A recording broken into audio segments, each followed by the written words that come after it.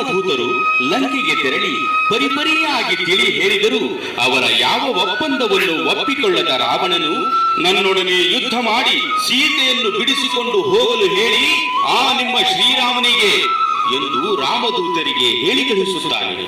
ಆಗ ಶ್ರೀರಾಮನು ವಾನರ ಸೈನ್ಯದೊಂದಿಗೆ ಯುದ್ಧಕ್ಕೆ ಸನ್ನದ್ಧನಾಗಿ ಬರುತ್ತಾನೆ. ಆಗ ರಾವಣನು ಶ್ರೀರಾಮನನ್ನು ನೋಡಿ,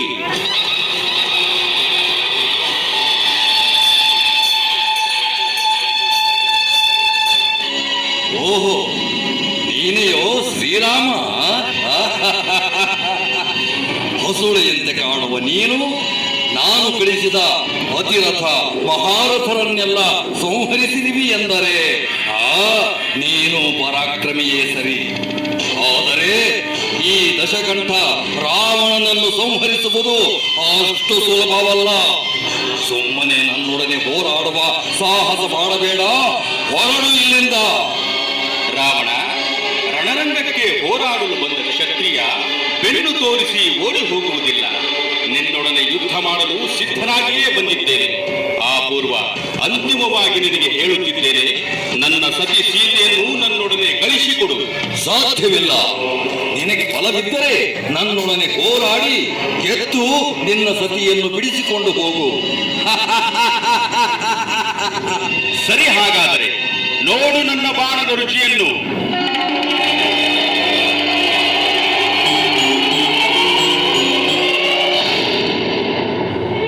ರಾಮ ಬಿಟ್ಟ ಬಾಣ ರಾವಣನ ಶಿರಸ್ಸನ್ನು ತುಂಡರಿಸುತ್ತದೆ. ಆದರೆ ಕ್ಷಣ ಮಾತ್ರದಲ್ಲಿ ಆ ಶಿರಸ್ಸು ಮತ್ತೆ ಕೂಡಿಕೊಳ್ಳುತ್ತದೆ. ಆಗ ರಾವಣ ನಗುತ್ತಾ,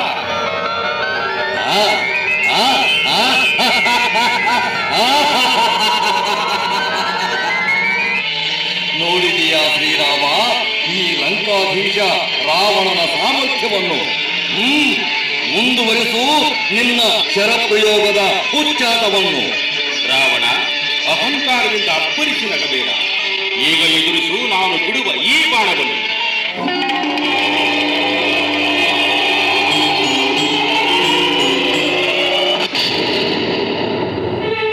ರಾಮ ಬಿಟ್ಟ ಈ ಬಾಣವು ರಾವಣನ ಶಿರಸ್ಸನ್ನು ತುಂಡರಿಸಿದರೂ ಮತ್ತೆ ಮೊದಲಿನಂತೆ ಕೂಡಿಕೊಳ್ಳುತ್ತದೆ.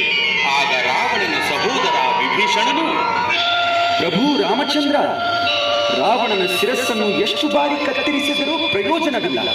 ಅವನ ಶಿರಕ್ಕೆ ಗುರಿಯಿಡುವ ಮೊದಲು ಅವನ ವಕ್ಷಸ್ಥಲಕ್ಕೆ ಗುರಿಯಿಟ್ಟು ಬಾಣವನ್ನು ಪ್ರಯೋಗಿಸು. ಅವನ ಹೃದಯ ಭಾಗದಲ್ಲಿರುವ ಅಮೃತ ಕಳಶವನ್ನು ಭೇದಿಸು. ಸರಿ ವಿಭೀಷಣ, ನೀನು ಹೇಳಿದಂತೆ ಮಾಡುತ್ತೇನೆ.